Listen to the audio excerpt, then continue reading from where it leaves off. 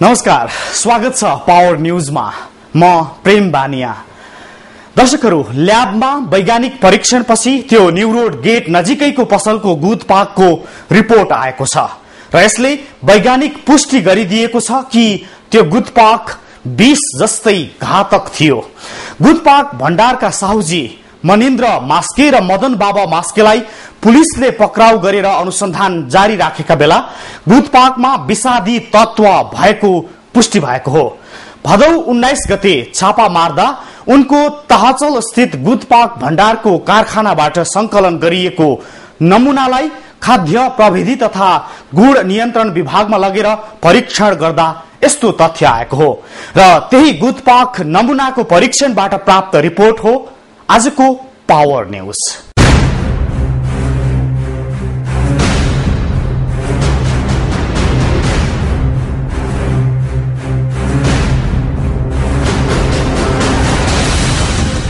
Lab परीक्षणपछि गुदपाकको report.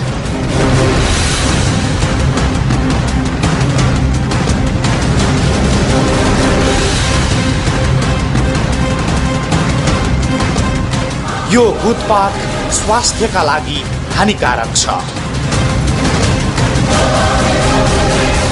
हालको अवस्थामा यसरी उत्पादन भएको गुदपाक चाहिँ खाने अवस्थामा छैन। यो विज्ञहरूले ल्याब परीक्षणपछि प्रमाणित गरेका छन्। ल्याब परीक्षणपछि गुदपाकको रिपोर्ट। खाद्य तथा गुण नियन्त्रण विभागमा गुदपाकको नमूना परीक्षण भएको हो। रिपोर्टले भन्छ कि 1 ग्राम गुदपाकको नमूनामा 9000 ब्याक्टेरिया भेटिएको छ। स्वास्थ्यका दृष्टिले यस्तो फोहोर र ब्याक्टेरिया भएको गुदपाक खानु हानिकारक र घातक हो। स्टाफाइलोकोकस ओरियस, मोल्ड, ब्यासिलियस स्पेसिज र यस्तै ब्याक्टेरियाहरू गुदपाकमा भेटिएको छ। खाद्य तथा गुण नियन्त्रण विभागले 1 हप्ता लगाएर गरेको ल्याब टेस्टको रिपोर्टले भन्छ हामी त गुदपाकको नाममा विष सेवन गरिरहेका रहेछौं। यो ल्याब परीक्षणपछि आएको रिपोर्टले पुष्टि गरेको हो, जसले कतिपय मानिसहरूको ज्यान लियो। सायद कुनै समय निकै चल्तीमा रहेको न्यू रोड कर्नर ताजा गुदपाक भण्डार अहिले बन्द छ। त्यसका सञ्चालक द्वय मनिन्द्र मास्के र मदन बाबा मास्के प्रहरी खोरमा छन्, कारण उनीहरूले विष जस्तै गुदपाक बेच्दै आएका रहेछन्।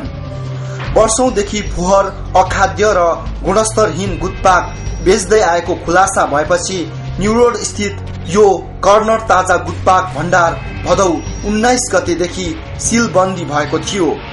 सीलबन्दी गरिए लगत्तै गुदपाकका नमूनाहरू खाद्य प्रविधि तथा गुण नियन्त्रण विभागमा लगेर परीक्षण गरिएको थियो, जसले भनेको छ गुदपाकको 1 ग्राममा 9000 हानिकारक ब्याक्टेरियाहरू भेटिएको छ। त्यही रिपोर्टको यो अंश हेर्नुहोस्।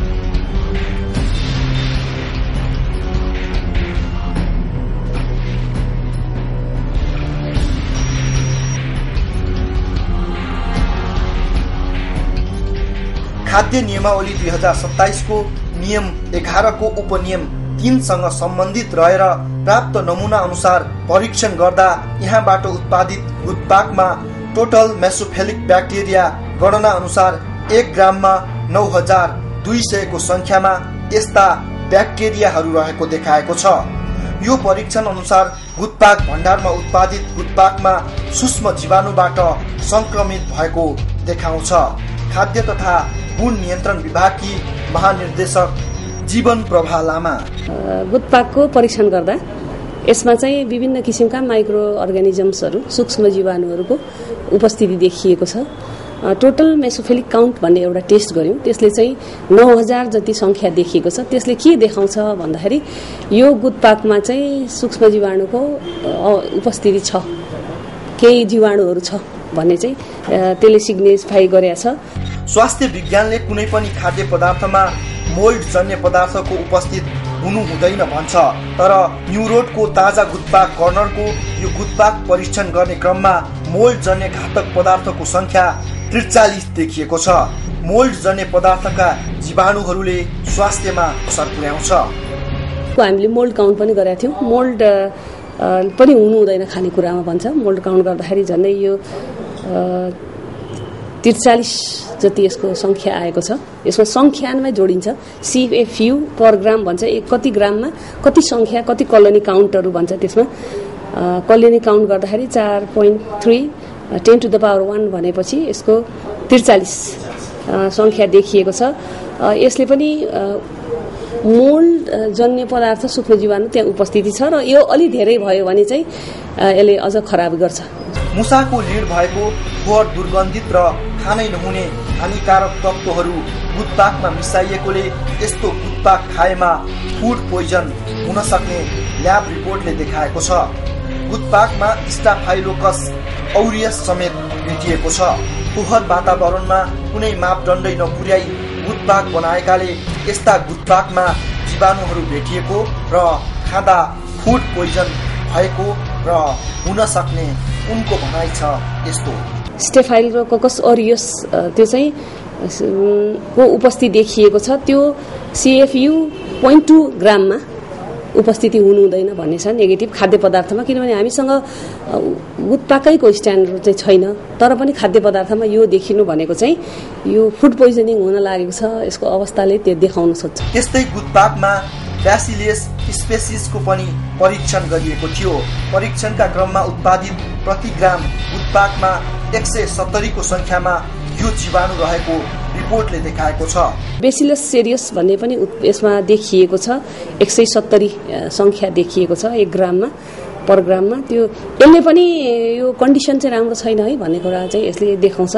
त्यति मात्र होइन, यति चर्चित यो गुटपाक भण्डारबाट उत्पादन गरी बेचिने गुटपाकमा शुद्ध घिउको प्रयोग नभएको ल्याब टेस्टको रिपोर्टले देखाएको छ।